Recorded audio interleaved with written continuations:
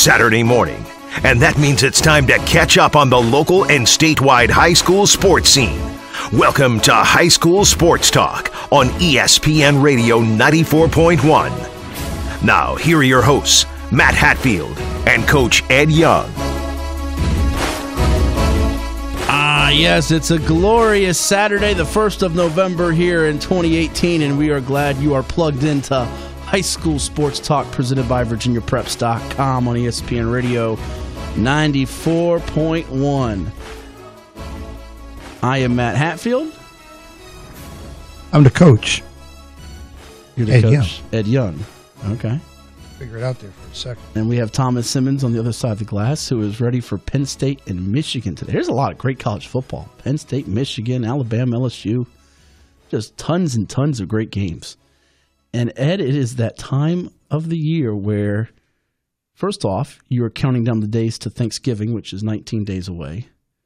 Your favorite holiday, I think, of the year. No, Christmas. Oh, you've got Christmas one and Thanksgiving two? Thanksgiving is right behind it. We won't beat up Thomas Simmons. We already beat him up the other day for the Halloween Thanksgiving comparison. But and it's almost time for basketball.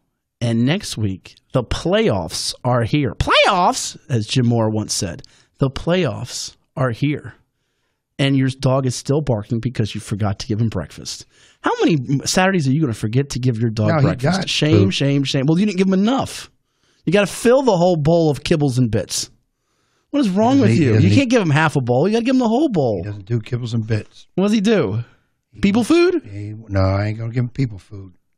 The doggone fool also ate the cat food. Oh, that's not cat good. Food. That'll get you sick. Well, the cat food is a special order. What's the dog's name? What's the cat's name for people that are wondering out there? Little Bear is the dog. Little Bear? Black. Yeah, Little Bear, a black lab. Is it Little Bear like L-I-L or the full name Little? I didn't call him that when we adopted him. That was his name already. All right, Little Bear. And, of course, Charlie. Charlie been around a long time. Charlie, a 14-year-old cat. We got him when he was 6 weeks old. So Charlie rules the house. With 9 lives or? He's used about 6 of them already. And he has to eat special food. It's $70 a bag. 70. Oh, goodness. For the cat food. And the knucklehead, when I jump in the shower, the dog sneaks downstairs. Eats his food, comes back up like he never did. When you get a gate, you can get one of them gates and keep the dog out. Yeah, he jumps the gate. He's got hops. Got hops? Yeah, he got hops. All right. Well, it's time to get to the scoreboard from last night, the first Friday and Thursday. We had some Thursday games, too, that got moved up due to potential expected inclement weather. Thankfully, it was not as rain-soaked yesterday. Will not rain. Don't do that, please. Turn this mic off, Thomas. I can't listen to this. You keep doing that rain and snow mess. I'm telling you right now. If you do that in January when it comes basketball season for the Virginia Preps Classic, which, by the way, folks, news bulletin, the 11th annual Virginia Preps Basketball Classic coming in January. The 12th of January at Green Run High in Virginia Beach, where we've been many a years. Wait a minute. Are you divulging all the setups and not everything the right teams. this No, I'm telling you the locations. And January 26th at Oscar Frommel Smith High School in Chesapeake. First time we've been at Oscar Smith, so we're excited about going there. We're having 2 back in the 757, too much demand of the locals. We've been outside the area. And we can drop to you. We won't tell you who he's playing or what time, but that Coach Ed Young's Warriors, there's a little birdie that told me that his team will be a participant in this year's event. We don't know which day, and we don't know who he's playing, but everybody else gets $100,000 to be in it. I get a bird. No, you don't get that. I'll tell you something, and we'll tell you this a little later in the show. I've been doing high school football 16 years, Thomas. For the first time ever, I was given a gift, a present, a appreciation item after the game I was at last night. I was just wowed and floored, and I have to give thanks to the people that did, and we'll be later on the show. And I'll be sure to show it and shove it in Ed Young's face because I haven't gotten anything from the Warriors yet when I've been out to many, countless basketball games. But that's neither here nor there. Let's get to the scoreboard from Thursday and Friday night in high school football around the 757 Hampton Roads. Ed, we got private schools, Tri-Rivers District, Southeastern Beach, Peninsula Bay Rivers. We've even got some games today that will affect the playoff power ratings. We know what the playoff pairings are for Region 6A and Region 4A. They're not yet finalized for Region 5A and Region 3A, but we'll give you some projections and some numbers later on. Where do you want to start, or you want to go with by days and start with Thursday and then move our way and morph into Friday? No. We're going Bay Rivers first. And if they got Thursday games, we'll just make sure we mention it. All right, Bay Rivers District, and there was a Thursday night game. We'll start there. The Lafayette Rams, Andy Lynn's rousing Rams.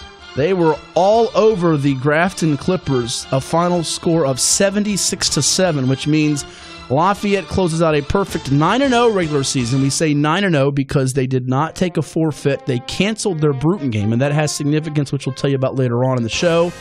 9-0 season for Lafayette. They outscored their opponents by a whopping margin of 411-52. 411-52 on the year. So when you play Lafayette, A, you're going to give up points. B, you're not going to score many. Yeah, the average score if you're playing Lafayette this year is 46-6. That's a 40-point running clock victory. They did have last Saturday, after we signed off the air, a showdown with Poquoson, a Class 2 title contender. Lafayette, a Class 4 state championship contender. They did beat Poquoson in their closest game of the year, 13-3. So you hold Lafayette to 13 points. You think you got a chance to win? Because their defense keeps you out of the end zone in the case of Poquoson. So that takes care of Thursday's Bay Rivers District action. What about Friday? There was a game with significance, and there's a game today that has an impact on the playoff picture. We're talking about War Hill and New Kent. As many people know, New Kent is a team that has been a thorn in Ed Young's prediction side because he tends to pick them and they lose, and he picks against them and they win, which is generally more often the case than not. And last night you took New Kent to lose, so you were a little worried about that, having a tenuous 2-game lead on your cohort, yours truly, Matt Hatfield. And War Hill got it done with great defense, 21-6. The Lions of War Hill victorious over the Trojans from New Kent High. So that means War Hill finishing up at 7-3 overall. New Kent closing out the year at 6-4. Both are headed to the postseason, though. War Hill in Division 4, New Kent in Class 3. We'll tell you about that later on in the program, who they may see or who they will see. Tab a winner 53-14 over Jamestown. Now, how about the Tigers, Ed? They finished 5-5. They missed the playoffs, but for the second consecutive year, Matt Lawson's team, who we had on the show, Coach Matt Lawson's Tigers, close out the regular season on a 3-game winning streak. They finished strong, just got to get up to better starts to put themselves in a better situation for postseason play. Well, you end with wins. You hope that's, some incentive for next year, but it's a long way away. But, I'd rather end with wins than losses. Boy, you'd rather end with wins than losses. End the year with some wins instead of losses going into the season. You have to have something to hang your hat on. There's some insightful analysis for you there, folks. I'm saying. Tab closes out the year at 5-5, as we said. They get the win over Jamestown. Today in Bay Rivers District action, and it will have some implications on the playoffs. Poquoson. Oh, there it is, Jim Moore. Thomas went and got him out of the closet. We had him stuffed in the closet, and we pulled him out. Nice job. I thought he was going to come back to coaching, but he decided not to. Nor is his son coaching right now, I don't believe, Jim Moore Jr. We have in the Bay Rivers today at Poquoson, the Islanders are playing host to York. That is a 2:30 kickoff. And that one, for folks that are wondering who Ed Young and I are picking, as if it has any impact in the game, it does not. I took Poquoson to double up the Falcons 16-8. Ed's going with the more high-scoring affair, 33-30 Poquoson. So you see a lot of offense after some really good defensive games. But York's defense has had some struggles here of late. Ever since we had Coach Doug Pereira on, they were playing lights out defensively. They've given up 29.5 points per game their last 4 weeks of action, going 1-3, as York could have been at one point at a 2 or 3 seed in Class 3. Now, if they were to lose, they could fall all the way down to number 8. Crazy, isn't it? They're not going to fall down. They're not going to fall down to number 8? You sure about that? As well as I know, it's not going to snow today. Oh, boy. You just hate it. Well, I mean, you should be safe today because it's got to be cold enough to snow, and it's at 57 degrees, so you should be all right. All right, so that takes care of the Bay Rivers District and your nonsense. We hope your nonsense is done. Where are we going to next? Beach. The Beach District. Well, people were wondering, would Tavion Robinson of the Cox Falcons, the 4-star headed to Virginia Tech, would he suit up? Would he play? Well, he was dressed in uniform, did not play. A great battle between Cox and Landstown, two teams that went toe-to-toe. Landstown actually outgained Cox in this ballgame, 273-258. Starting at quarterback in place of Tavion Robinson, who was just a spectator from the sideline, was Kendall Spriggans, and the Falcons got out to a 21-12 lead. Landstown got a touchdown late with 53 seconds to go, but they're unable to pull off the comeback as Cox prevails 21-18 over Landstown. Robinson was dressed, did not play. Coach Bill Stachelski keeping him out as a precaution, knowing that Landstown's defense is very physical. You don't want to have that knee be susceptible to any big hits that could keep him out from next week's playoffs. And Cox will be at home in the first round. We'll tell you about their matchup in a little bit. Cox a winner over Landstown, 21-18. What else happened in the Beach District on Friday night? It was First Colonial, like Tab, finishing up on a 3-game winning streak. Patriots 28-12 over Kempsville as they get the W. Good game for Sam Adams. Yes, Sam Adams had a big game for FC. The Patriots there running the ball and catching it. He had 132 yards rushing, 2 touchdowns, also had a touchdown reception for FC. Coach Carlos Martinez, year 1 at the helm. They closed out on a 3-game winning streak, 28-12 over Kempsville, which suffered its 56th straight loss, longest in the state. Salem blanking Green Run 28-0 as Sean Wilson Sun Devils close out the season at 8-2 overall. Their playoff position is not set because today's Norview and Hampton game will impact whether Salem is a 2 or a 3 seed. Kellum all over Princess Anne. Listen to this score, Ed. 63-26 for Kellum as Chris DeWitt's Knights secure a playoff spot in Region 6A. They finish up 5-5, coming off the loss to Bayside last week by 22 points. They just throttle PA and eliminate the Cavaliers from playoff contention in Region 5A. Owen Mitchell and Joe Burris combining for 5 touchdown runs. Also a long special teams return for a touchdown by Braxton Hayes as the Knights go in on a winning note. And the game that I was at last night, it was probably the game of the night in terms of competitiveness and drama at the end. Tallwood surviving a late rally from Bayside. They got out to a 21-0 lead. The Marlins come storming back. A 90-yard touchdown drive pieced together by quarterback Tajay Pollard, ending in a touchdown catch by Ramel Armstrong, his second of the game.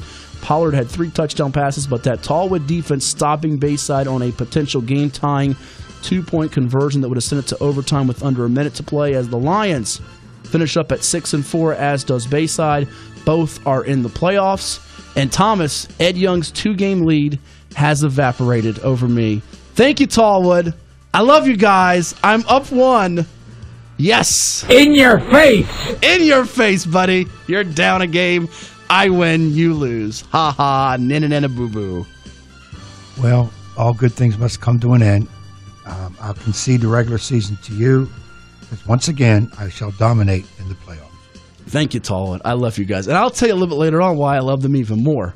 Thank you, Tallwood, and a couple other teams helping me out as well. One in the PD, one in the SED in our predictions contest. Thomas, literally, I was down 2 games, and I disagreed with him on 3 games. And I was facing the dreaded possibility of losing to a basketball coach who always wins the postseason against me. I don't know why he does.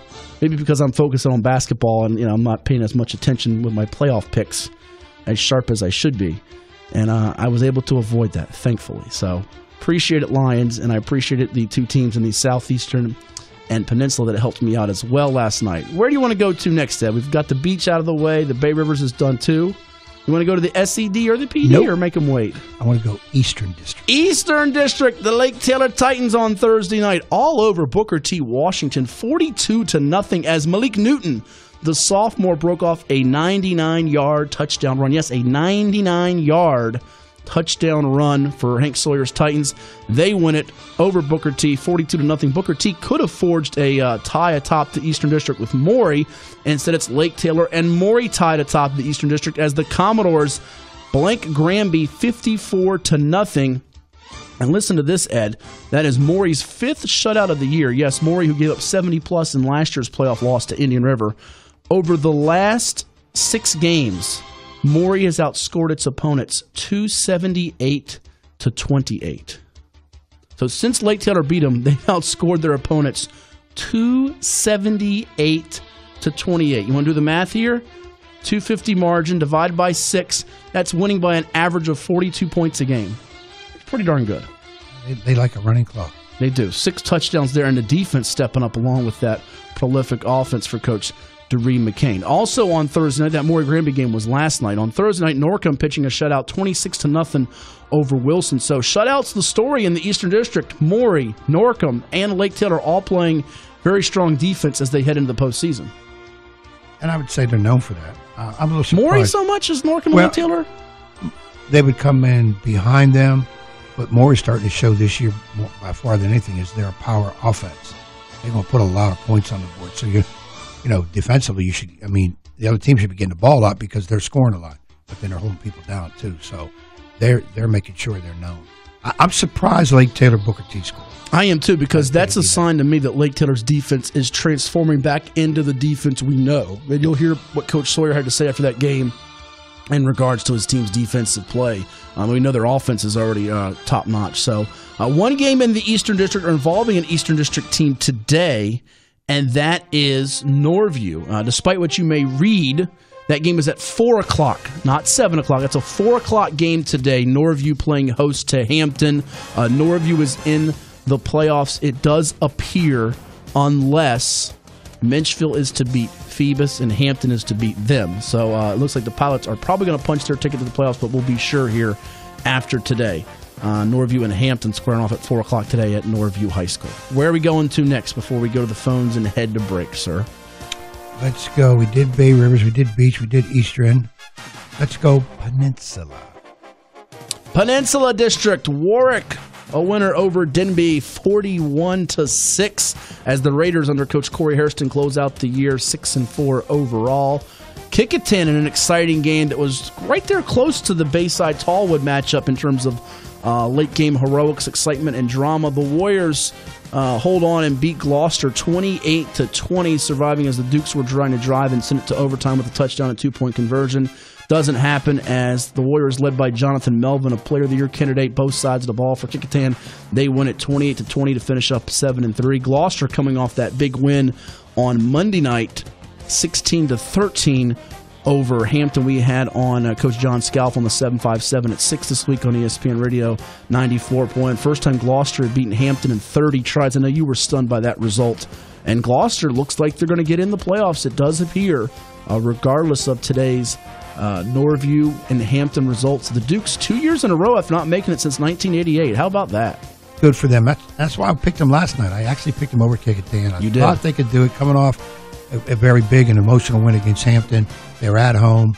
I just thought they could, but they just ran out of time. Dave, great effort, and you're right. They did run out of time, absolutely, Ed. And they will be going to the postseason. We'll tell you about who they could see a little bit later on in the program. Phoebus and Menchville today.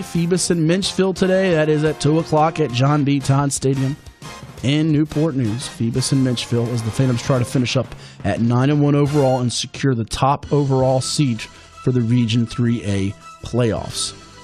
Woodside was off this week, by the way. They had to bye as they finished up the regular season the week before with a win over Menchville. And we'll be talking with Coach Danny Dodson of the Wolverines around 11:25 this morning here on High School Sports Talk, presented by VirginiaPreps.com. Bethel also was finished up.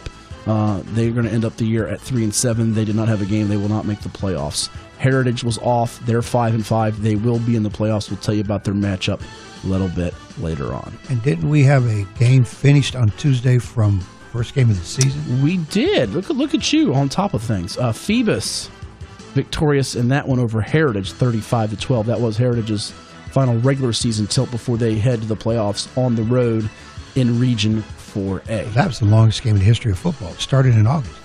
No, not quite. It was like September 1st. I was there. It was lightning on a Saturday, like the first Saturday of September. I think it was September 1st, but it felt like August. It was hot and muggy. But it got a little warm the last 2 days, but we just get rid of the rain, we'll be good. Yeah, it was September 1st. There you have it. All right, so I think that almost finishes the scoreboard. What are we missing? We have not done the Southeastern and the privates and extras. Let's get the Southeastern done here. Indian River, the Braves, their first Southeastern District title, coach, since 1996. Who said they would win it before a year?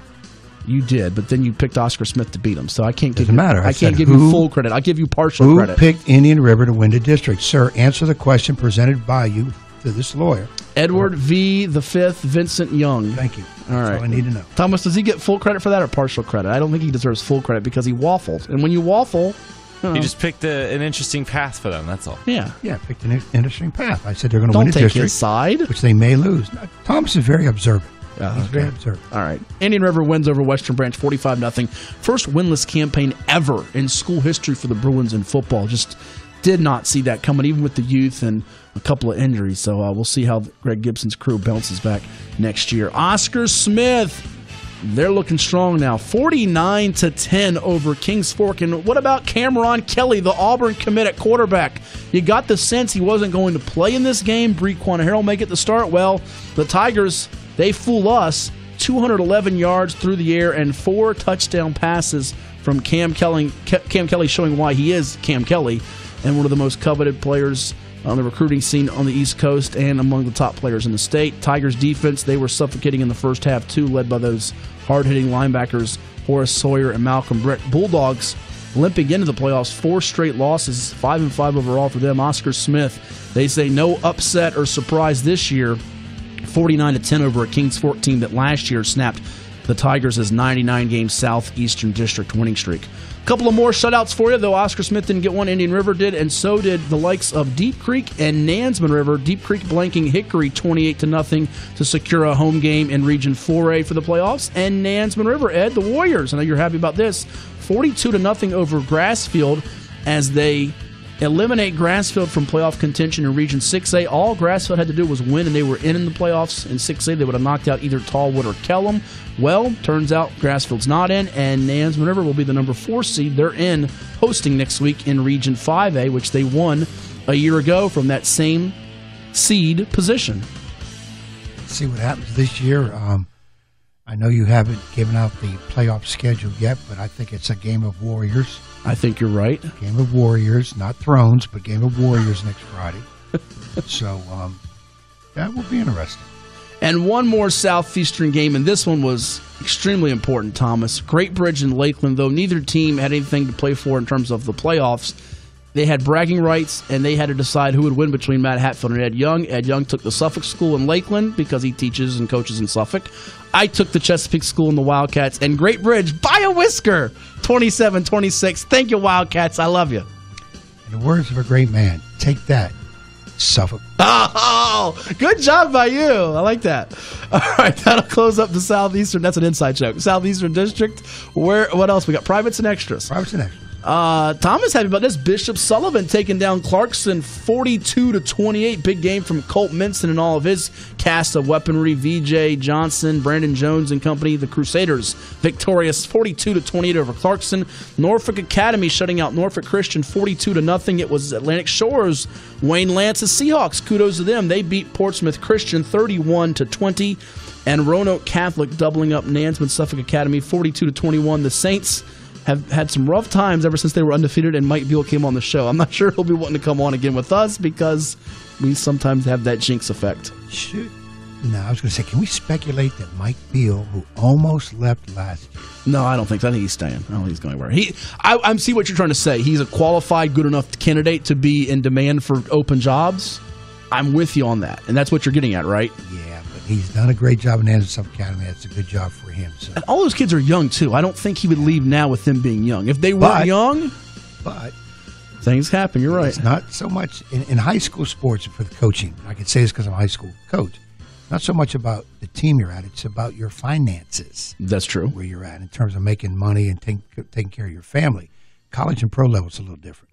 So what you're saying is, as we wrap up the scoreboard there, is if I understand you right, he'd be, if you were a school, an administrator, he'd be at the top or near the top of your wish list of candidates if you were looking to hire a coach, is what you're saying. I would say so, and knowing that there are a few openings in the area, especially in the beach. Look at you starting to stir the pot up already. It's probably the first segment you're stirring the pot. The pot up a little. When we come back, we'll go to the phones at 757-687-9494. I think our good buddy from Smithfield is waiting anxiously and you can't really wait anxiously and patiently. It's got to be one or the other, right? He's waiting to talk to us. Keith, you never know. I mean, he'll call and have 3 questions and make 2 statements. Keith, hang on. We'll get to you in a bit. And we also got some playback interviews with Hank Sawyer of Lake Taylor as well as John Kepple of Tallwood right here on High School Sports Talk. It's ESPN Radio 94.1. This is High School Sports Talk, presented by VirginiaPreps.com on ESPN Radio 94.1. Back here on High School Sports Talk with the coach, Ed Young, Matt Hatfield here, Thomas Simmons on the other side of the glass as well. Phone lines are open at 757-687-9494. Anything you want to talk about in the world of sports, high school sports is our specialty. And this time of the year, high school football on the tip of everyone's tongues and on minds of everyone out there as the playoffs begin next week. We'll give you some of the matchups that we know and some scenarios that we know a little bit later on the show. We got to make you wait there anxiously and waiting patiently. He does both, anxiously and patiently, is the number one caller on the program, our good pal, the man, the myth, the legend, Keith from Smithfield. Keith, how was Halloween? Did you get any candy? I ain't get no candy because JV had a game Wednesday night. Oh, your JV had a game Wednesday night? Yeah, we played Dinwiddie Wednesday night. Played Dinwiddie? Yes, sir. Our JV played Dinwiddie in a makeup game. How'd that turn out? Yes, sir. We lost 20-0. Okay. He said he lost. I know. All right. What was the score? 20-0. Dinwiddie. Okay. Well, that's not too terrible. Dinwiddie's really strong. But Keith, you got no candy this Halloween at all.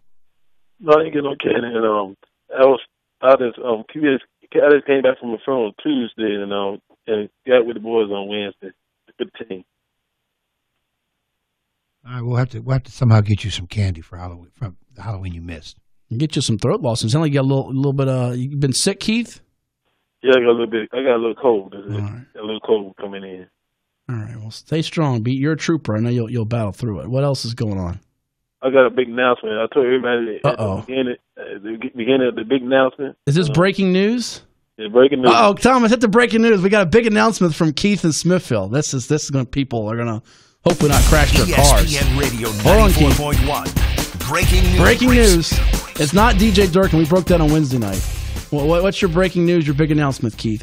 I don't need to take cover, do I? This isn't going to make me scream, is it? Breaking news, I told the guys the other day when we got together, and this is my final year out there with Smithfield. Oh, no, don't say that. Yeah, this is my final year, and I want to sit back and play on early Friday night, spend time with Mama. Yeah. Well, if you're going to spend time with your mama and you're not going to go to the games Friday night, maybe you can join the Virginia Preps team and you can be, from home. You could do some computer work for us. We'll get you set up with a little computer, a little iPad or something, and you could be part of the Virginia Preps team. What do you think about that? It sounds good. All right, Keith might take so we keep you in the mix. Yes, and I would be there on the finish up the basketball doing the basketball this coming year. I'll be here with the basketball team. Well, we knew you had to do that because you had to heckle Ed Young when the Packers play his Warriors at Kings Fork in the holiday tournament in December. So that was a given. Yes, sir. And also we got Ocean Lake. It's an 11 o'clock game. I don't know where that's where we play at. Play Ocean Lakes? You mean a basketball? Yeah, basketball. It's an 11 o'clock game. That's a scrimmage or a game? I think it sounds like it's a game. Okay, is it in December or you don't know yet? I don't know yet. I ain't looking on the Mac Prep. It's something like. Well, you got to be careful with Max Preps because I'm not trying to be mean to them. We're Virginia Preps 1, but 2. Sometimes Max Preps will have it's user generated and coach generated, and sometimes they'll have some errors. So it's not always right. Not always on the money with that. You got to be careful with that sometimes. I know our stuff on Max Prep is wrong. So there you go. Yes, and also last night I went out to the other side of Richmond last night, and it was a blowout last night. Highland Springs put a hurt on Verona last night, 54-0. Highland Springs played Verona last night? Yeah, last night. Yeah, 54. Wait. I thought that game was today. No, they played last night, and they were 54-0. Wait, are you sure about that? I'm sure about it, Mr. Hatfield. Varsity played last night. Yeah, Varsity played last night. And they beat Verona 54-0. 54-0. Because they're showing that the game is today at 3:00. When I came back, it was like 21-0 halftime. I pulled up my map play. It was like 54-0. You're positive about that now? I'm positive about that game last night. All right. And Colonial Forge playing today. Colonial Forge and North Stafford do play today. Yes, that is correct. I'm at Eastern View, Lafayette. What it would meet up at if they will play? If Eastern View and Lafayette were to play, Keith, that game would likely be, yes, that would be at in Williamsburg with Lafayette hosting in the state semis. In fact, I'll run the numbers just to be sure. I believe if Lake Taylor was to beat a Lafayette in the region final and get Eastern View, that game would also be here. I think Lake Taylor's power rating would outpoint Eastern View, and they would host that game in Norfolk. But I'll double check on that just to be sure. I think there's a couple games that are going to finish up Eastern View's power rating today. Yes, and last thing up here for the 1A, Franklin Broncos beat Southampton last night, 13-12. What put up for Franklin Broncos football? Well, you said what seed are they going to be? What seed are they going to be? We're still waiting on that, but it's looking like, Keith, that they're probably going to be slated into the number 2 spot. They were tied with Rappahannock at the 1 going into the week. Again, we're still waiting on a couple of results in Region 1A to see where things shake out. But keep it tuned to VirginiaPreps.com, and the VHSL will put out the official ratings coming up around Sunday or Monday, we believe. And our man Marcel Mason from Virginia Preps was out at that game, and I do not see a recap yet, but he'll have a recap up with that and probably an idea on the Region A field with Franklin. I did hear, though, that Draylon Ford, their standout player, who is committed to Wake Forest now. We had him on in the studio here in the summer, if you remember back with Coach Robbie Cutchins from the basketball side of things. I did hear that he suffered an injury, is expected to be back for basketball, but his football season may be done. So they might have to go to the playoffs without him. He got a broken, I think he's broken, hurt his collarbone. Yes, that's what I was told as well. So they're going to have to make do without him, which will make it a little tough on the Broncos. But they've had a great year regardless. Yes, sir. And y'all have a nice day, Mr. A. Who's y'all and Matt Hatfield. Y'all have a nice day. Right, you too, Keith. Yes, there you go. I'm a little saddened that he is. But maybe this is a Brett Favre retirement type here, Thomas and Ed, that maybe Keith will be back in the saddle of things before we know it. Didn't he retire last year and he came back? He can be talked out of retirement. Yeah, he's retired a couple different times under different situations. Well, you can talk him out. He retired them as the mascot. Oh. And then he's retiring as a you can't retire as a fan. No, because he'll still sideline. He's retired manager, from active fan participation. Oh, okay, that's how it is. Okay, so he's kind of like the sideline assistant manager, right? Something like that. He has like an unofficial official title. His retirement's coming in layers. I'm telling you, I've not seen that score anywhere. Highland Springs, Verona. I hope Keith didn't dream that or something when he got home or something like that. How could he drive to a game that never was? Well, that's what I'm saying. But we love sick, Keith, but I don't know. I'm looking everywhere. All right, we have to get our sources to find out, confirm it. I believe Keith saw. You sure that wasn't the Highland JV? Springs win. Well, the JV's really good. He said varsity. I'm going to believe him. It's a Friday night, right? Didn't he? No. Every outlet I'm looking at on Twitter say the game's today at 3 o'clock, though. So, all right, Keith. So there's a chance Keith went. Maybe to a he game. saw the JV game because their JV is as good as varsities. Have you seen what their JV's done this year? By the way, no. Their JV's been insane. Like 52-0 average. I'll read you. Give me a minute here. I'll pull it up here to score. But their JVs have been doing some. Keith, you saw a JV game. Absolutely ridiculous things. Well, see, I'm showing the JV shut out Verona. It says 48-0 on here. And their JV this year, this is their scores. 49-0, 56-0, 52-0, 50-0, 70-0, 32-12, 80-0, 94-0, 62-0, 38-0, 48-0. That's their JV that team. Who scored 12 must be real good. Yeah, and Ryko scored 12. That's a good point, Thomas. He said that team that scored 12 must be really good. After that game, those kids had to run hills for giving up 12 points. And I'm not one that's going to go into JV, but Lord, their JV could beat probably about 30%. So what we're saying is Highland Spring is set for the next few years. After this year, yes. They're working on their, fourth consecutive title? And our my colleague from Rivals.com, Adam Friedman, we had in studio on the 757 at 6, he said that their JVs, the younger kids, are better than what they have on varsity now. I mean, not right now they play, but they're going to be better. Yeah, so that's a scary thought considering they've won 3 straight state titles, and I think their closest game this year was like a 5-touchdown win on varsity. So yeah, maybe he saw the JV game and didn't realize it was the JV. I don't know. Who knows? Listen, it could confuse you if you're watching. Sick, so he might have not been focused. All right. We got. In fact, do we have Hank? We do. We have Ed, a special interview as the Titans and Bookers played on Thursday night. I rushed over there after the 757 at 6, which you can hear weeknights 6 to 7 right here on ESPN Radio 94.1. Shameless plug, and caught up with the victorious coach of the home team from Lake Taylor High. That being Herman B. Sawyer, the one and only. Let's hear it now. All I'm here with Lake Taylor head football coach Hank Sawyer. His Titans with their first shutout of the year, 42-0 over Booker T. Washington. Coach, I thought we forgot how to do that. Hey, but you picked a great time to get some shutouts here on the board, and I heard a couple of your players saying, hey, we're going to get some donuts now maybe, right? Yeah, they get some donuts in the morning. We move some people around on defense just because it helps our team better. Kids are really listening to the coaches in our offensive and defensive and special team. We have a nice little kicker. The kicking game is coming together. Yeah, Mr. Bueno, 6 for 6 on PATs, yes, right? He's pretty good, yes. Speak on two against this Booker T team that came in 6-3. They have one of the area's best rushers in Rodney Hammond. We'll get to your running back in a second, how sensational he was. But to shut them down, what was kind of the keys and principles you harped on? Put a lot of people around it. So run to the ball and arrive in a bad mood. And you're seeing some guys step up on all three levels. In particular, I think three of the guys that have really set the tone for you, Tavion Copeland, a senior, along with the outside guys in Corey Holloway and Keem Wright. And the guy that stepped up, I think, emerging is Dallas Spool for you. Yeah, well, yes. Yeah, those guys are stepping up and they're making some plays for us. And it's a team defense. And sometimes you're going to get blocked for the team.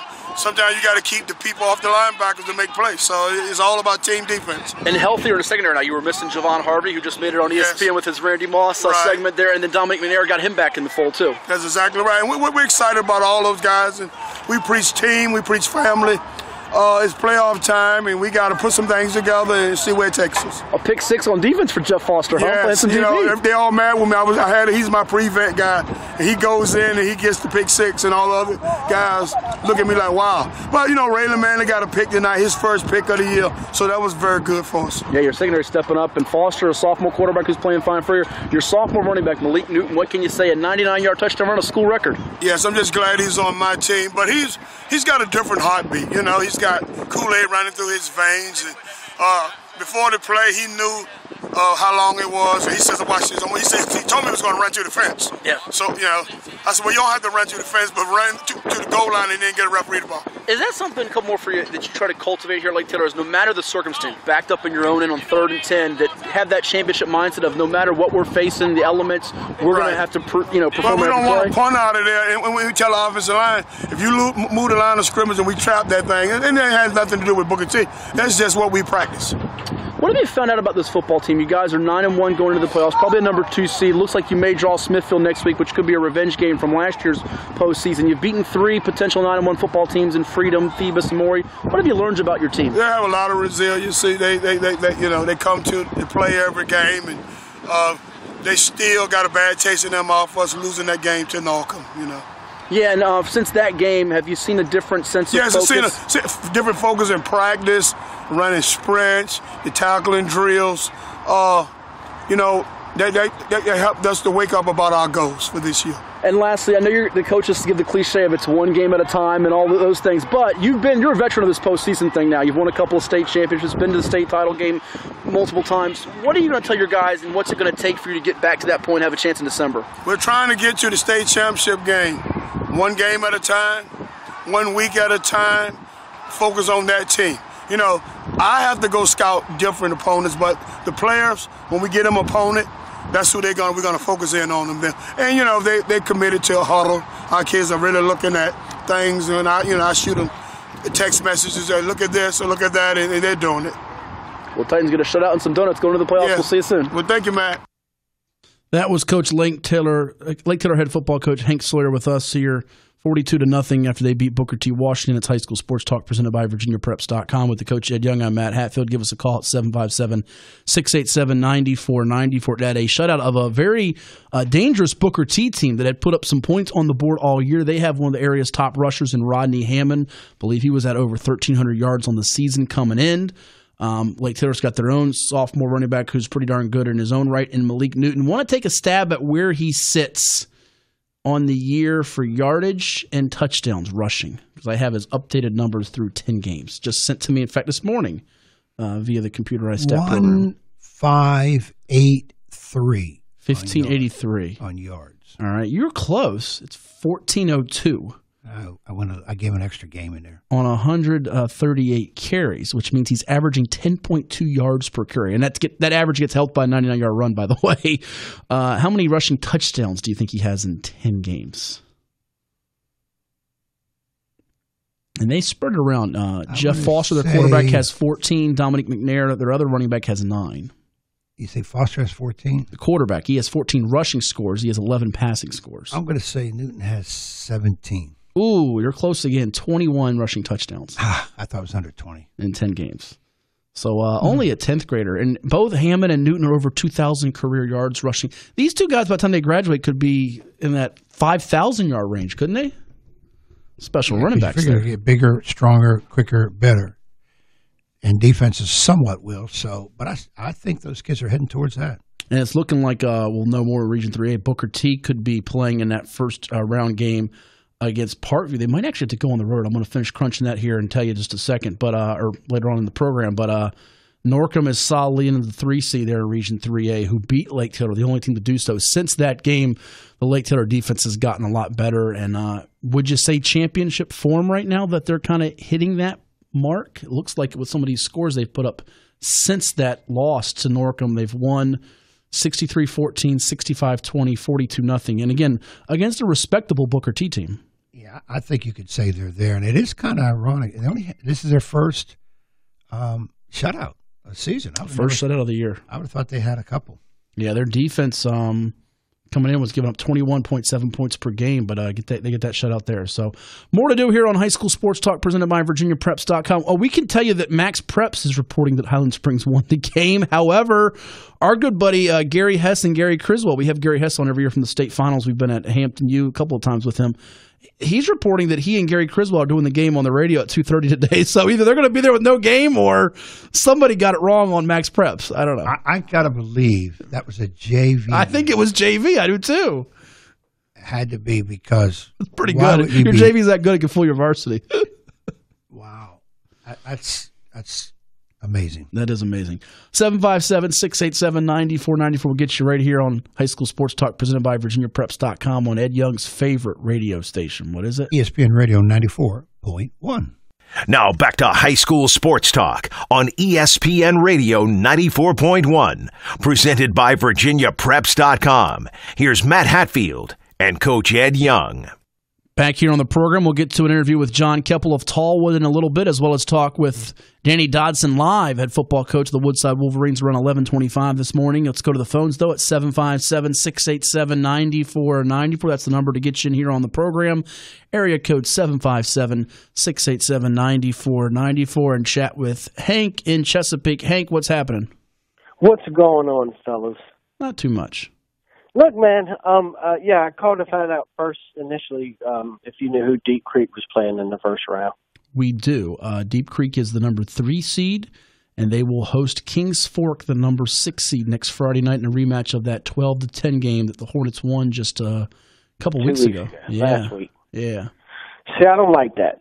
See, I get that at some point inter-district matches are going to happen, but you know, if the point totals are that close between the seeds, then flip in and put Smithfield there and let Kings Fork go play, you know, Lake Taylor or something like that. Just, you know, you got to kind of like not match these teams. Unless there's like 6, like I'm assuming the Beach District's probably got 5 or 6 teams, you know, maybe. They do. And they're all Division 6, so they're going to match up. But in this case, you could flip the seeds around a little bit and not have 2 teams that just played each other match up. I just don't like that. Well, I see what you're saying. I will, and I have a bigger issue aside from that. And Ed's kind of shaking his head, so he might be in line with you on it, Hank. My thing is, it's hard to just flip the seed because you're saying, wait a second, we earned that seed. So, then you get into a territory of you do it for one region, not the other. That's my issue. Oh, man, there is no earn. We do this. This is by law. You know, make it law so there's no confusion with people. You know, you can eliminate problems by nipping into the bud from the jump. In other words, listen, you're right. First round, we're not going to play inter-district matchups, period. But let me ask you this. You think the VHSL will do that? Huh? You think the VHSL will allow that to happen? Why wouldn't you? I mean, why wouldn't you? Why knock out 2 Southeasterns right off the jump? Or one's going to be out. Boy, that's tough. Ed, you're a coach. Do you think the VHSL would ever allow that? And what's your take? No, you got to remember, how is the current system? They go by a point system to rank for playoffs. And right now that works. If you don't have a playoff system, then you're going to rely on a committee to rank teams at the end of the year so you can avoid. They do that anyway. Yeah, well, what'll happen is... Can I say that you're right about that and interject one more thing? Mm-hmm, sure. I get all that, but not everybody's playing a balanced schedule either. So you're still basing it off information that you glean from what you see. Now, Ed, you might remember this name. You guys brought up that JV team beating somebody 94-0, yeah. Right? That program that got beat like that should fold, right? Because somebody's going to get hurt. You don't need to be on the field doing that. And I say that because do you remember the Downing twins?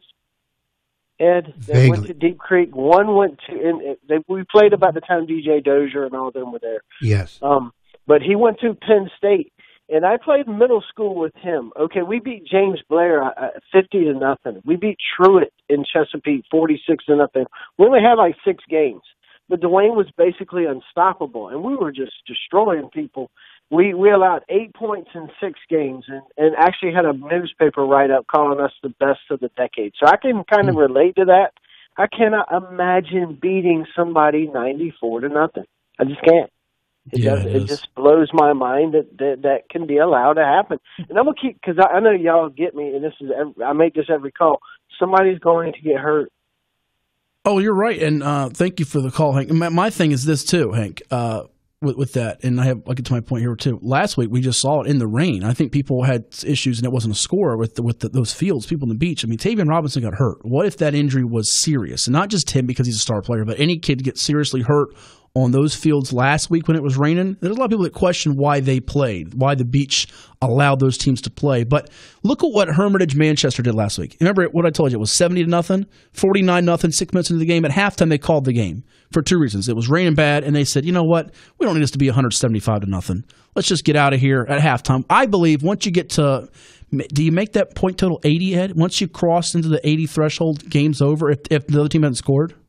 Or is that out of question? Well, you would like to think somebody's winning. Once you hit the 80-plus, the game should be over. The other team's got to score, 10 touchdowns to we don't need a triple digits. We don't need a triple digits win, and we don't need that. Don't. Football, 50-0 is almost the limit. I mean, I don't like it when they finally put the running clock rule in, thankfully, with girls basketball. I didn't like when we had girls basketball teams winning 115-12.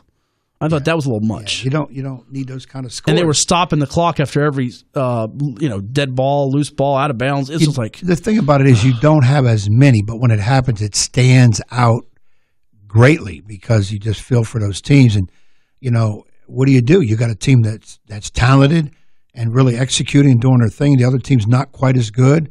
All of a sudden, they're getting beat. They kind of give up a little bit. You're going to have extreme blowouts under those situations. You will. And if I'm sensing a team is giving up as an official, then you know what? Let's call that game or put that rule in of some nature where the referee has the discretion after maybe at least 2 quarters. Get 2 quarters. Remember now, people pay for the game. They want to see a game. 2 quarters is not a game. Here's my 2 issues, my bones to pick before I go back to the phones and we talk with Jacob and Chesapeake on High School Sports Talk. Number 1, it kind of goes along with what he's saying. I don't know if you can do that with districts because then you get into a tricky territory like the 6A picture's got 6 of the 8 schools are beach teams. So they've got to play 2 games against each other anyway. It's just mathematically impossible. I get what he's saying. As a fan, I'd rather see Deep Creek and Kingsport play somebody else. I would rather see that myself. We're going to get that in 6A with Tallwood's going to play somebody else instead of a beach team. And in the case of Landstown, they're going to play somebody else in a peninsula team. My issue is this. Bruton had the season where they had half of their games due to lack of participation, right? Low numbers. Right. I don't like the fact that, and I'm not blaming the teams taking advantage of this. Kudos to Lafayette. They have all the power to do it, and I give their AD, Kyle Neve, and Coach Andy Lynn all the credit in the world for doing it. I don't like that they can cancel the Bruton game, divide by 9, and other teams, it should be universal. Either you all cancel the game and divide by 9, or you all get a forfeit win. This notion that some teams can do one thing or the other, to me, I don't like that at all. And I'll tell you what, had they taken the game as a forfeit, Ed, Lafayette would have been the number 2 seed at Lake Taylor in a region final. Lake Taylor would have been the 1 seed. Instead, and give Lafayette credit for taking advantage of the system and the opportunity to do it, Lafayette's the 1 seed. But I don't like that you have the option. Either make it one way for everybody or the other way for everybody. That rides on parallel to what you also hate, where the regions send different amount of teams or how they get don't like it. teams or they reseed after. And you're right. If you're going to do the point system, then everything that's catered out of the point system you have to live with. Me personally, I don't like to see teams play each other again in the playoff. But if they're going to, and the way the point system is set up, they're going to, then I'd rather see them play early, and I'd rather see those different district matchups later. Sure. Down the road, state champions or whatever. That's why I'm a person for reseeding. Once you get your teams in. Or cross-bracketing, perhaps. Right, so that you can reseed. But that takes a committee, and I've always said I can live with a committee's decision. I really can, if you got the right people in the committee. But as you see what I'm saying now, you start putting all these little things on it, you're never going to get to it. In high school, remember this. They're going to do what works quickest, less thought, and who doesn't have to work extra. Well, and the VHSL may or may not like me saying this, but I'm going to say anyway, they don't care how you get them 2 championship teams. They just want 2 teams in state championship. Right. And see, a lot of people blame the VHSL. I do care how you do it. Right. A lot of people blame VHSL. It's not VHSL, it's the regions. But the VHSL should say them. That's why it is so. If one district takes 16 teams, everybody's taking 16. The VHSL is indirectly at blame for allowing the regions to have that power because they could have the power to step in and say, we're not doing that. That's my bone to pick. Right. And I've said that before. And I agree with you, too. They all should be the same. Now, my other thing before we go to the phone, I know Jacob's waiting here. The other issue I have is because let's take TAB in Class 3. TAB finished up the year strong, right? 5-5. Their power rating is barely ahead of 2-8 Lakeland. And I have a problem with that. You say, well, why do you have a problem with that? Well, because you're forced to play a district schedule. If you don't play all your district opponents or, a certain number of your district opponents, you're not eligible for the football playoffs. That's the case for Rappahannock County in Class 1 this year. So TAB is forced to play all these 3s and even a Class 2 school in Poquoson, whereas Lakeland's getting these bonus points for playing Class 6 Grassfield, Class 6 Western Branch, Class 6 Oscar Smith because they're in the Southeastern District. A TAB's at a disadvantage compared to a Lakeland. And it's not just those two. I'm using that as the example here. That's why I don't like the fact that the district, you're made to play a district schedule, and then you go into a region set up for the playoffs, and it's not equal and balanced, which goes a little bit to what Hank was trying to get across, I think. That's another issue I have with this. This whole system needs to be re-scoped and re-evaluated. And I agree. But based on my years of experience in Virginia high school sports, it's not going to happen because it takes extra time and work, and it doesn't appear the powers that be are willing to put that kind of effort into it when all you have to do is put it in the hand of people who really know what they're doing, former coaches, former ADs that have that time to spend on it. Come up with a better plan. Get some idea from the coaches. I always keep saying that coaches have no say in how their seasons go or rewards to their seasons. And that just blows my mind completely that the coaches have no say. Very little say. You're right, Coach. 757-687-9494. We'll get you in here. We talk with Jacob in Chesapeake. You're on ESPN Radio 94.1. Hey, how you doing, Matt? Doing well. Hey, I was listening to y'all talk about scheduling, and I was wondering, can you enlighten me on how they do the PowerPoint system? And I was looking at the 4A schedule, and I was looking at a team like I think it's Churchland. They're like they're going to be the AC. They got a 500 record. I don't understand how that works out. Well, you're going to have, Jacob, teams in the state playoffs that have losing records. You will, yes. And I'll give you one here. How about this one, Ed and Thomas? George Wythe out of Richmond, 0-10, and they could be in the playoffs in 3B, and they may not be the number 8 seed. They may be the number 7 seed. With 0 wins. 0 wins. You reward a team in the playoffs, and they got 0 wins, so you're going to reward them. It happened in basketball this past year, too, by the way. There was a team in Class 1 that was 0-22, and they almost won their first-round game. Well, Lakeland got into the playoffs football, last year before with 3 wins or whatever? So won a couple Kempsfield games? did a few years ago at 2-8. Now, well, it was before their losing streak. They went in 1 year at 2-8. So, and then they had years in the early 2000s. In fact, when I went there, when they went 8-2 and didn't make the playoffs. Go figure. Explain that to me, right? Churchland's the number. Let's give some people, because I know they've been waiting here before we go to break. Let's give you the Region 6A and the Region 4A matchups that we know. These matchups are set in stone, just about.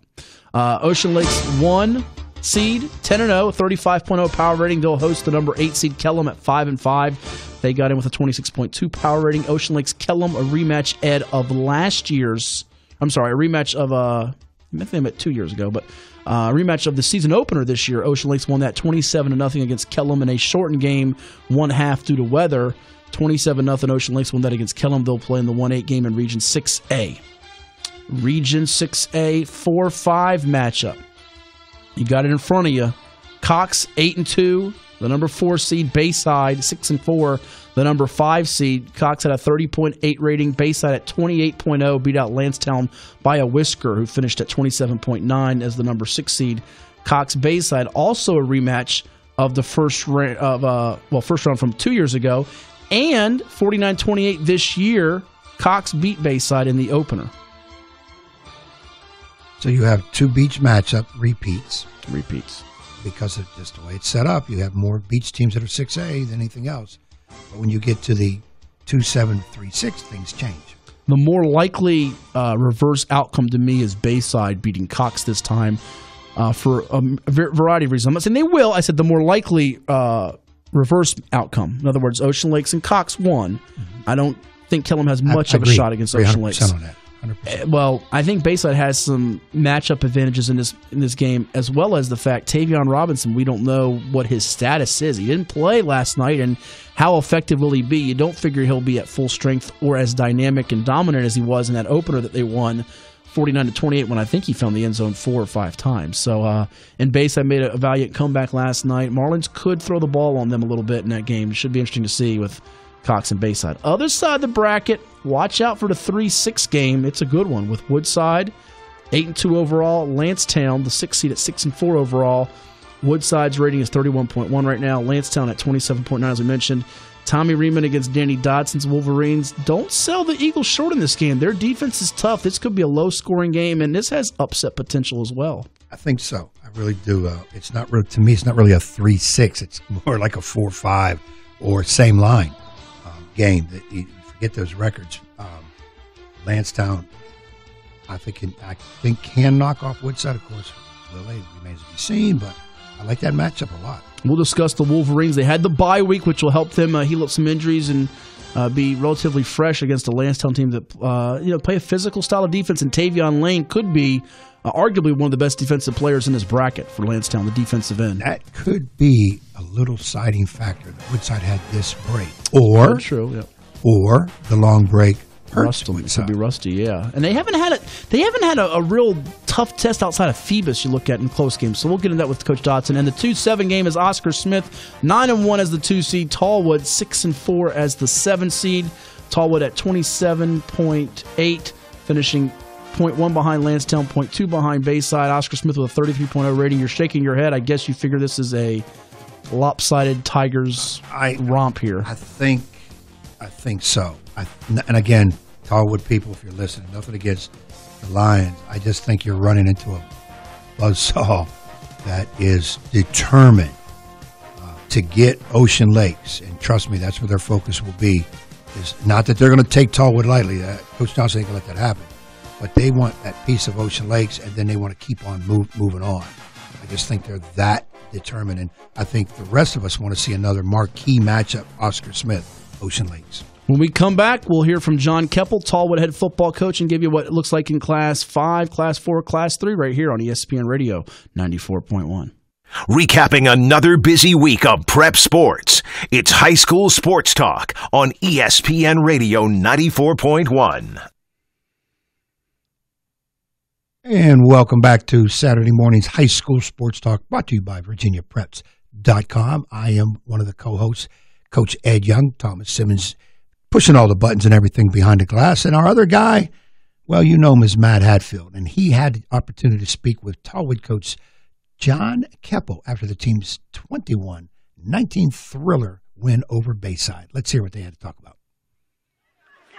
I'm here with relieved Tallwood head football coach John Kepple because his team won another close one and they avoid overtime and they're in the playoffs 21-19 against Bayside. Coach, what is it about Tallwood and Bayside? Your teams have had some memorable close battles over the years and it went down to the wire, almost had OT, and you pulled it out at the end. Yeah, I don't know. Bayside's a tough team. They've always got a lot of good athletes. I mean, they're loaded this year. They've got some real good players, and Coach White does a good job. They've got a good staff over there, so it's always a competition going in. You know, we came into the game with a game plan, and I'll be honest, they did some things defensively that, you know, and offensively that we had to adjust to and try to make those right. We'll get to some of that game plan in a second, but early on we talked actually before pregame.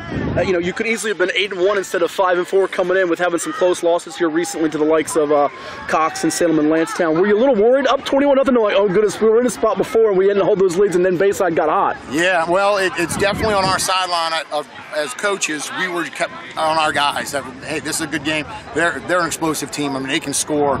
On 2 plays, they could have tied that thing up easily. So that, you know, we just kept on our guys that, hey, we're going to play 4 quarters, and we got to keep going. I think there was a few moments in this game that stuck out and embodied this football team. Even though they scored on one of those drives, Kyrie Abdullah had 3 straight plays inside the 5 where he just stoned somebody. And just speaking with a couple of your senior leaders in Saban, Stone, and Ricky Harlison, they believe, and as do I, there's not a better linebacker on the beach because he just brings it every game, every play. Yeah, he's tough. He's a hard hitter. He takes that pride in being in the middle there and taking on that challenge, you know, and when it's close like that, it seems like he gets bigger and stronger. And you have a lot of other 3-year guys that have been in the defensive plans for a few years now. Ricky Harlison, who I mentioned, and Josh Lucas. And tonight, Kayshawn Duncan stepping up for you at that defensive end spot, had a couple of tackles for loss, including on a drive where they could have gotten a chance to tie it up there early in the 4th. Yeah, he's been playing well. He's been having a good season. He's been playing real well. I mean, you know, he's an inside, you know, defensive end guy. Sometimes you guys don't know who they are, that he's not getting the interceptions, things like that. But he's solid for us. He's played real well, especially on run game. And then, you know, when he's getting after this tonight, he got in after the quarterback. It was kind of strange because coming back from last year, Sabian Stone was one of the top passers on the beach. You went through a little bit of a rut there where you couldn't get the passing game going, but tonight, 8 of 10, he was great to start, and you really exploited that tight end matchup middle of the field. What did you see there? Just the way they did their defensive stuff. You know, Thomas, a young guy, he's only 10th grader, our tight end. And we saw that, you know, running. Natania, I think it is? Thomas and Natania, okay. Yes. Yeah, he's a 10th grader. We saw that, you know, with what other teams had done with a tight end, but he catches the ball real well. He's got great hands. He's going to be a real good football player down the road. And defensively, to bottle him up for the first half was just a matter of bringing pressure and not just being relentless, not, you know, letting up. Yeah, we just want to get after it. I mean, everybody, he's number one there. He's a great passer, and you know, we knew that we had to get to him, but then we had to make plays. He scrambles. He did a great job getting out of trouble, throwing the ball. He did some good things. Lester, thank you for your time. How did you keep this team upbeat after the last few weeks where you had some tough losses, double-digit leads against the likes of Cox and Landstown, that heartbreaker in overtime against Salem when you battled back? How did you keep the spirit up knowing that it was win or go home? Was it just a matter of, hey, we don't want our season to end tonight? Or? Yeah, honestly, on Tuesday when everything came out that there was a possibility of us not making it, we met as we do, and I told the guys, I was like, we could potentially not go. And a lot of them were surprised because they thought after we were 5-1 that we were in. And last year, of course, we got in at 5-5, and we told them that it could possibly not. And I'll be honest, the practice changed, the attitude changed. We came out with a different attitude on the field. I think that, you know, we've kind of gone back to where we were, where the thought of it ending really hit home. The guys really stepped it up. Well, you're kind of back in the role that you guys relish, the underdog. You're going to Oscar Smith, it appears, next week. They've got a fabulous program, as you know, planned for regional and state championships on an annual basis. Your thoughts on the matchup? Because I don't believe Tallwood and Oscar Smith have met before in the playoffs. I could be wrong, but no, not under your reign. Yeah, no, not with me, no. That will be the first time we'll see them. We'll be excited to see somebody other than the beach. That's kind of how we've always been. And our players are that way. They've even, you know, we've talked about playoff stuff. They've always said we'd like to play somebody not in the beach. Well, regardless, the Lions looking forward to going to the postseason. Thanks so much, and we'll see you there. All right, thank you. That was Tallwood coach John Kepple with us after Friday night's 21-19 win over Bayside. They got up 21-0. Bayside came storming back in a 2-point conversion to stop it. They won it behind some excellent senior leadership, as you heard. Sabian Stone, the quarterback, had a good night. Ricky Harlison at safety, and then linebacker Kyrie Abdullah, Ed's pick for preseason Beach District Defensive Player of the Year, having another good night with a bunch of tackles, including a few at the goal line. And I have to give a shout-out, Ed, to the Tallwood Football Booster Club. I've been doing this 16 years. I've never been given any kind of swag from any local teams, coaches, players, or schools. A T-shirt. Yeah, a T-shirt, anything. And they gave me an awesome Tallwood Football 2019 #blackout T-shirt. Thank you, Booster Club. Thank you, Tallwood. I love you guys. And I only picked you to beat Bayside, and it helped me beat Ed Young. But Ed Young, I've been coming to 45, 50 of your basketball games. I don't get diddly poo from you. I can't believe you've never gotten a shirt from us. Nothing. Not a thing. Well, we gave somebody a jacket. You gave me. Well, take that back. You gave me Young Stars basketball shorts with no pockets that don't fit me. So there you go. So we gave you something, but it doesn't fit me. It wasn't good enough. No pockets. No pockets. I got you. You want shorts with pockets. Pockets. I need pockets. And a shirt that fits. There you go. Shirt that fits. There you go. But thank you, Tallwood. Appreciate it. And I will accept any, what do they say, non-perishable items, food, clothes, anything. Any place if it's free, it's you. Yeah, it's just like you. Free, it's me. It's free, it's me. But nice job by them. I've been doing this 16 years, absolutely flattered by that. So I was touched by that. I was. Now we're going to see 1 million Tallwood pictures on Virginia Prep. Stories on the managers, let alone the players. Yeah, that's what happens when you. No, I am. When you down grease, the middle. When you grease Hatfield's palm, you are rewarded. It does not work that way. I am down the middle. Yes, you are. I am down the middle. All right. I am down the middle. There will be 1 million Tallwood stories coming out. Pictures of kids that will be going to Tallwood in 8 years from now. Oh, stop it. We'll be having a kid from 2030 class. Oh, you're terrible. That's coming up from Virginia. But that was a nice gesture. You know, they didn't have to do that. It was nice of them. I'm just complimenting their I'm showing my gratitude. It was really nice of them. That's all.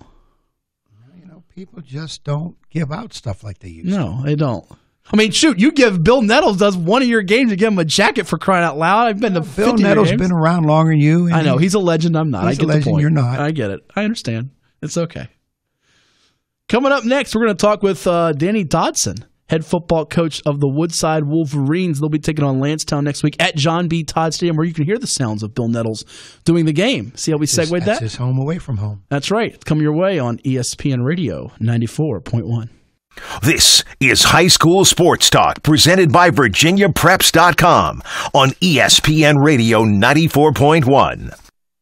Back here on the program with the coach, Ed Young. I am Matthew Hatfield, and Ed, our next special guest. His team is making its 6th consecutive appearance in the playoffs, and they're a playoff fixture team finishing up this year with a record of 8-2 overall. They had a bye week this past week, chance to heal up, nick some of those, get some of those bumps and bruises all taken care of before they take on Landstown, which will be this coming Friday at Todd Stadium in Newport News. Woodside Wolverines, the number 3 seed, and we say good morning to Coach Danny Dodson. Coach, thanks for giving us a few minutes this morning. Congrats on a great season so far.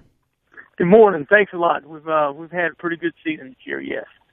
Well, let's touch on this. It's funny. We've gotten some calls this morning about how dominant one of your opponents was. We're talking about Highland Springs. You've played them the last couple years, being 3-time reigning state champs. We'll get into your players and your matchup coming up here in a bit. But tell us about playing them and what it's done for your program, because they're one of the best football teams I imagine you've seen since some of those storied Hampton and Phoebus teams, right?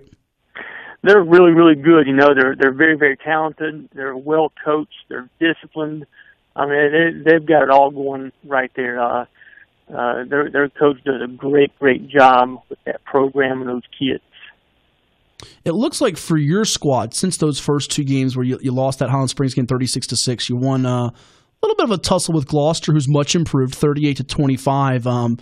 Your defense has gotten better over the last 8-9 ball games or so, giving up just 8 points per game or there under it for the season in that span. Have you seen that as well, the progress on defense that's enabled you guys to get a home first-round playoff game? Oh, there's no question.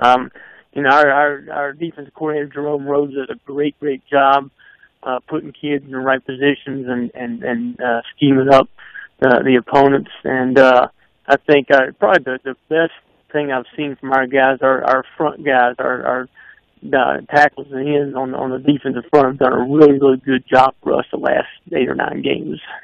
Who are those guys specifically you can kind of highlight for us that have been good on the defensive line, on that defensive front?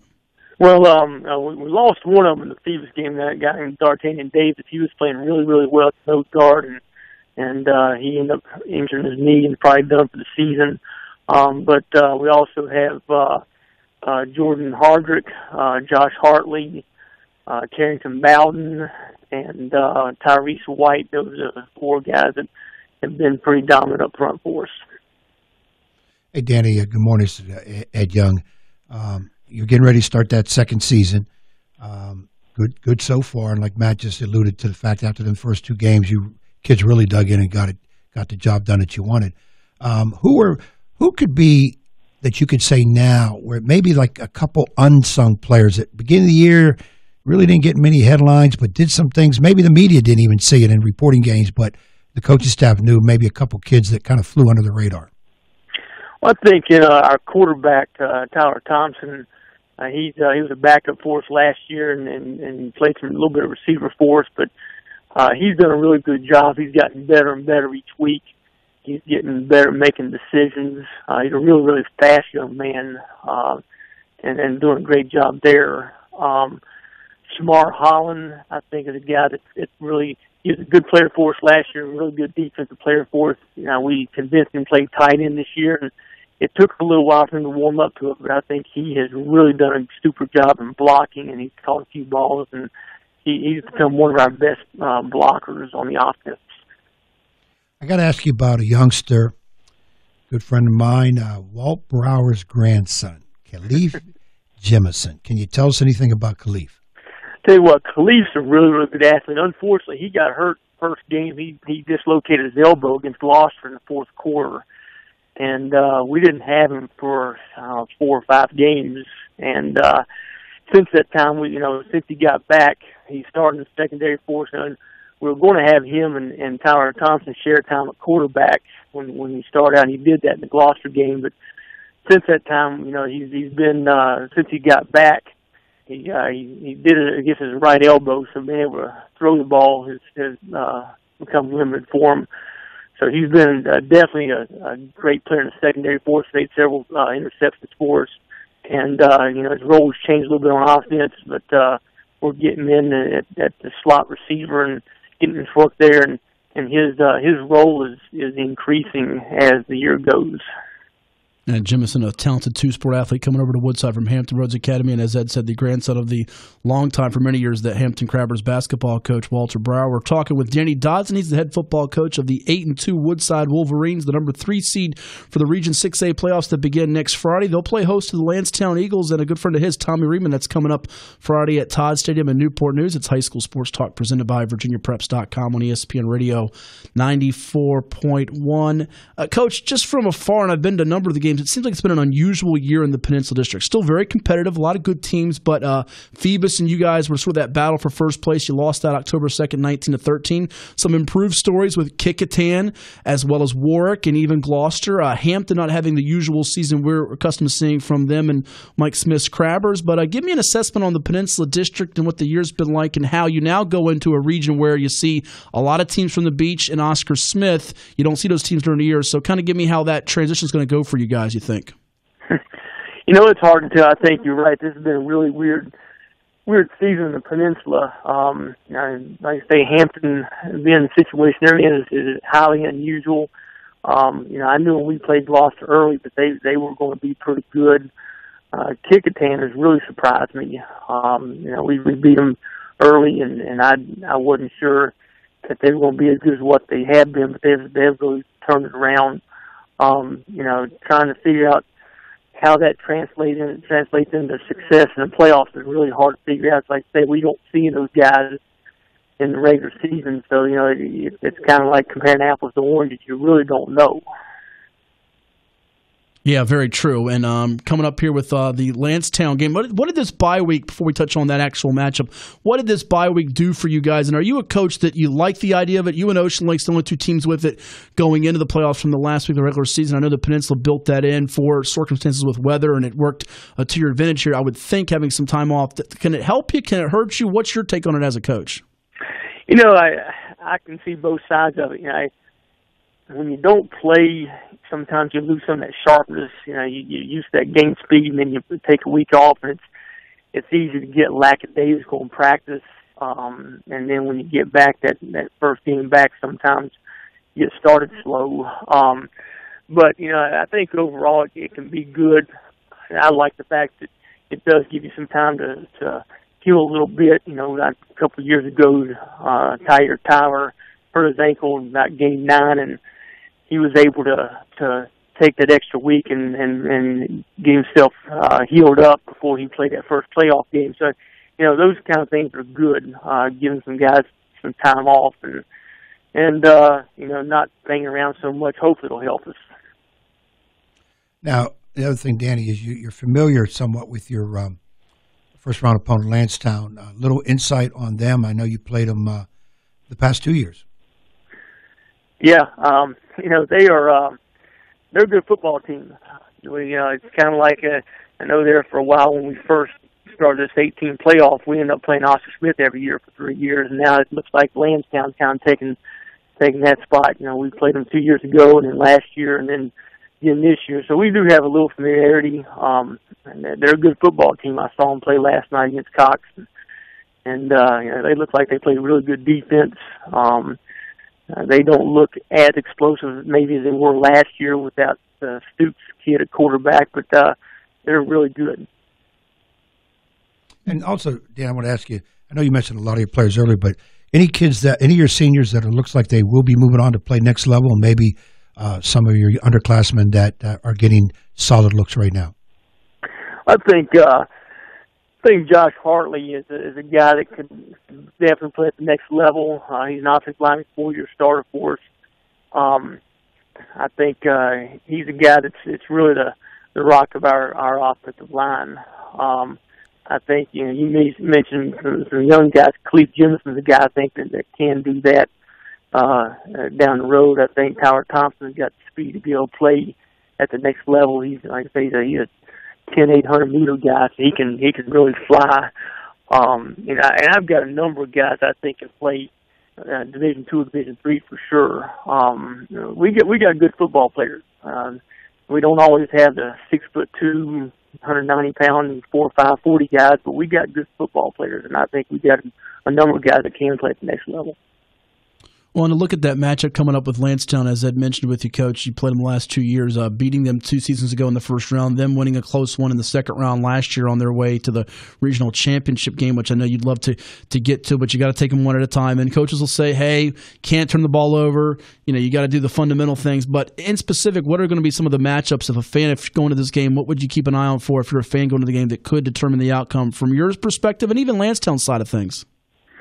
I think a team that can establish the run, I think watching them last night, they ran the ball pretty well, and I remember last year they ran the ball pretty well against us. I think the team that can establish the run and feel comfortable doing that, and as well as making plays, throwing the ball down the field. Landstown has the ability to throw the ball down the field, and I saw them do it a couple times last night, and we try to do the same thing. So that ability to execute some of those things, and I think the other part is the penalties. You gotta limit your penalties.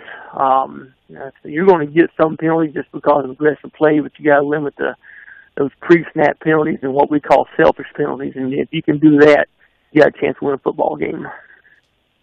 Yeah, very true. As the Landstown Eagles will take on the Woodside Wolverines coming up on Friday night at Todd Stadium in Newport News. It's High School Sports Talk presented by VirginiaPreps.com on ESPN Radio 94.1 as we chat with the head football coach of the 8-2 Wolverines, Danny Dodson, here on ESPN Radio 94.1. Ed? Hey, Danny, earlier we had a question from a caller about he doesn't like seeing in the playoffs, specifically football, I'm going to guess other sports too, where you play somebody, and all of a sudden you're going to play them again because of playoffs, or maybe play them early. And this happens in Division VI with the Beach because so many Division VI teams are the Beach.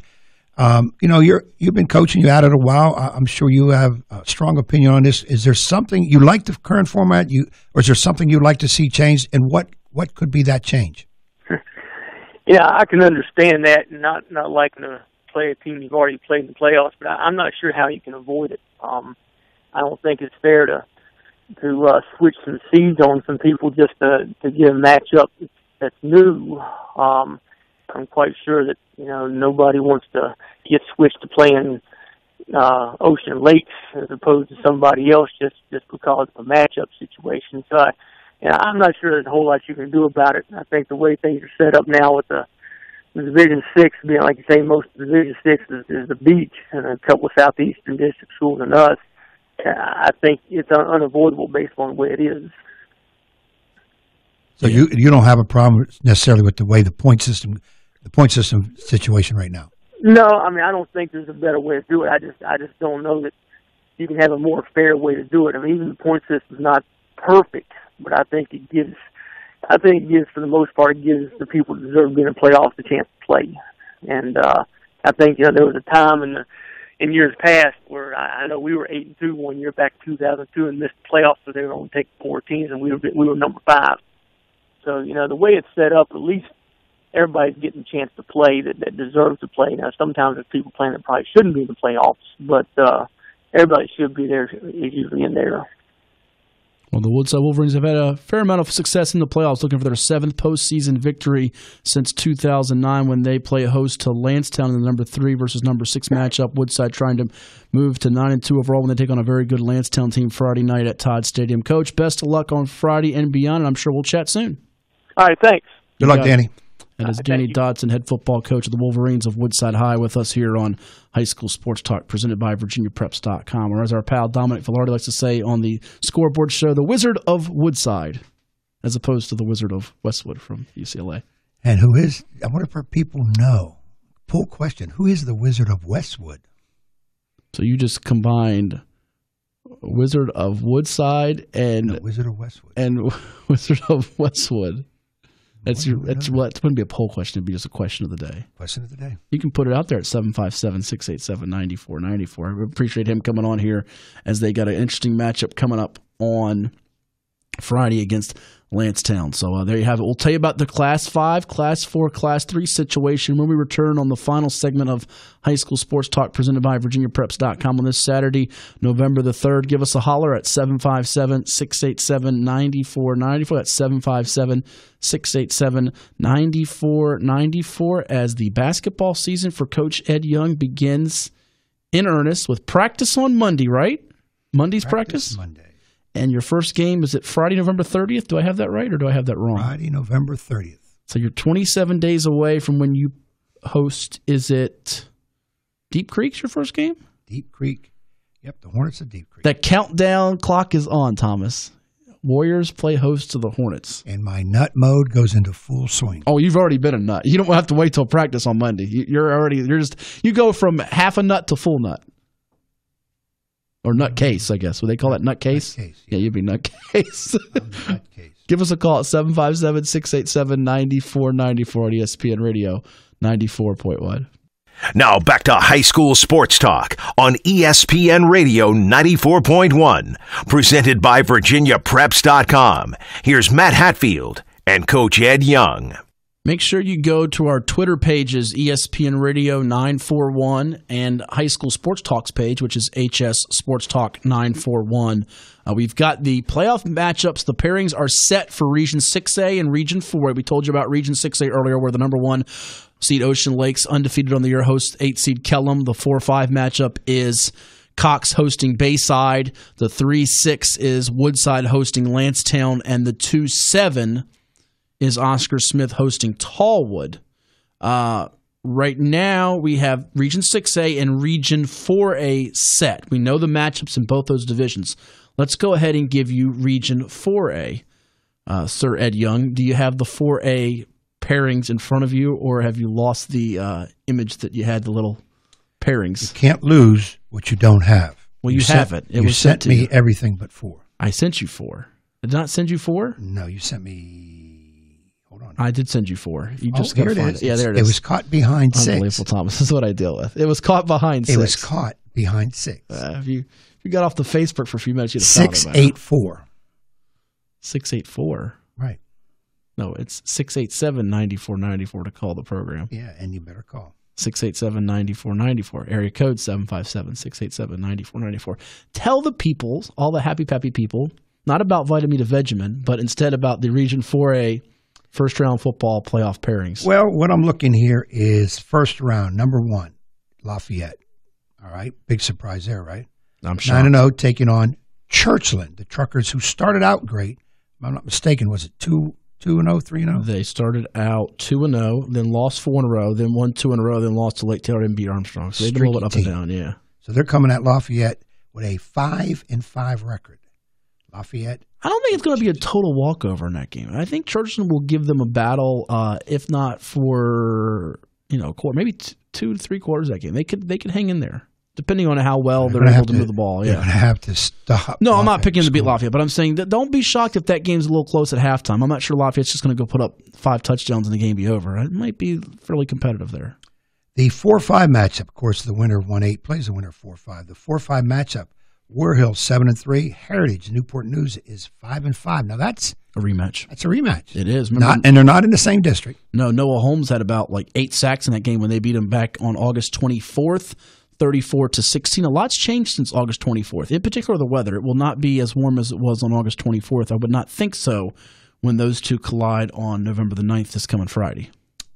And I think the result this time could be a little different. Am I picking the upset? You do. Ooh.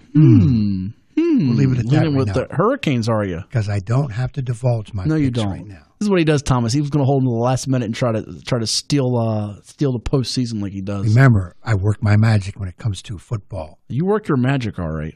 Postseason. Now, if I could just do something for basketball to get in the doggone thing now. All right, let's go to the other side. This year, but that's another time. We'll talk about that. And the other side of the bracket, we have number two, not number one, number 2, Lake Taylor, 9-1, taking on Smithfield. The Packers are coming in at 5-5. 5-5. Smithfield beat Lake Taylor last year. Don't have a good feel, the Packer fans. You know, it's weird. Is it? And I don't know if this is true in 6A, where I think Ocean Lakes is still a solid favorite on Kellum, but you get the sense that the 2 7s have a 1-8 feel to them with 6A and 5A. No disrespect meant towards Tallwood or Smithfield, but with Oscar Smith and Lake Taylor as 2 seeds, we're talking about 2 of the last programs recently to win state. Are they the last 2 state champions from our area, I believe? Lake Taylor and Oscar Smith, right? I think they are in football. The last 2, I think, were from here, from Lake Taylor. Well, they won one they did win one, I think, that same year, 2014. Put it this way, they both have won state titles, multiple state titles, Oscar Smith and Lake Taylor. They both have 2 apiece, so they're both number 2 seeds. They'll be tough outs, obviously. The 3-6 matchup has number 3 Deep Creek at 7-3, taking on Kings Fork. Bulldogs coming in at 5-5. Another rematch. Yeah, but I just don't have a good feel for Kings Fork. Another defense has been sound. They got lit up last night. They've lost 4 in a row. I'm not sure it's going to be as close as the 12-10. You know, we said a few weeks ago that could be a reverse outcome. It could be a Deep Creek route, and I hate to say that for Kings Fork's sake, who I was really high on last year, and I'm not sure what the psyche as a team is after losing 4 in a row going into the playoffs. That's not always a good sign. I just think when it's all said and done, I still think we're going to look at the matchup. We want to see Lafayette against Lake Taylor. I think when push comes to shove, you're absolutely right. And by the way, that would have been the case for Tallwood, too, last night had they not held on and won. They would have been going into the playoffs with 4 straight defeats, and they would have been the 8 seed playing Ocean Lakes. And Kellum would have been the 7 seed playing Oscar Smith, but they were able to hold on and get the win. So you never want to go into the playoffs on a 3-4 game losing streak, which is the case there for Kings Fork as they take on a Deep Creek team that's looking to get back to the second round. Remember, they lost last year in the second round of Lafayette. They beat Heritage in the first round. So that takes care of 4 and takes care of 6. Pull up 5 for me, Region 5A, what it's looking like right now. As we said before on the show, a lot's going to hinge on this Hampton and Norview game today at Norview at 4 o'clock in Norfolk. A couple of 3 and 6 teams battling for their playoff lives. Hampton is out with a loss. Hampton could be eliminated by kickoff if Phoebus is to beat Menchville, which is at 2 o'clock today at Todd Stadium.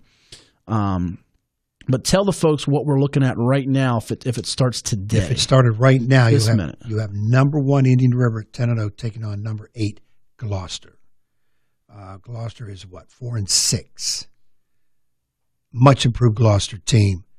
Great to be in the playoffs, but it's one and done. You don't want Indian River. That's not the team you want to draw in the first round. That's the matchup you didn't want. If you want to draw Indian River, you wanted to be in the region championship because then you're playing after Turkey Day, and you've advanced and you got a little bit of confidence there. I'm not sure anybody's going to beat Indian River unless it's Highland Springs in the state semis. They're looking like a machine right now. But go ahead. What we got? 4 and 5 is as I told you, a game of warriors. It will be the Nansemond River Warriors host at 7-3, hosting the Kecoughtan Warriors at 7-3. I'm going with the 7-3 Warriors to win that game. You got a great chance to do that. Yeah. Now you just have to figure out which uniform. Yeah, am I taking the red and black, which is like you say where it's at? Red and black is where it's at, or is it the green and white? Which is all right. Hey, all right. There you go. Another one of mine that you stole. We have on the other side of the bracket number 2 Maury. Not number 1. Maury's not number 1. Daryl thinks they're number 1. No, not right now, Daryl. You're coming at number 2 at 9-1. Not number 2. Putting a lot of points on the board. Well, Daryl, first of all, you're not even supposed to be in studio. You're only allowed out between the hours of 3 and 3:30. I'm going to put the hex on you, Young. He would do that. Yeah, he will. They're going to take on, we think Norview at 3 and 6. Yeah, as they're 3 and 6 right now. But if they lose, it could be Gloucester. It could switch. Yeah. But see, that's the thing. And here's the other caveat with this too, Ed, which is why you see the bracket says, wait a second, Morey's the 2. Morey is the 2 if Norview wins. If Norview loses, Morey is the 3. Salem becomes the 2 seed. Too much changing going on. Too much changing. That's why we're doing it as of right now. Warwick is the 6. And then the 3-6 matchup would have Salem taking on Warwick. Yes. The music means we got to get rolling. So let's tell you about Class 3. And you think that it's messy and murky in Class 5. Class 3, it's like trying to figure out a puzzle.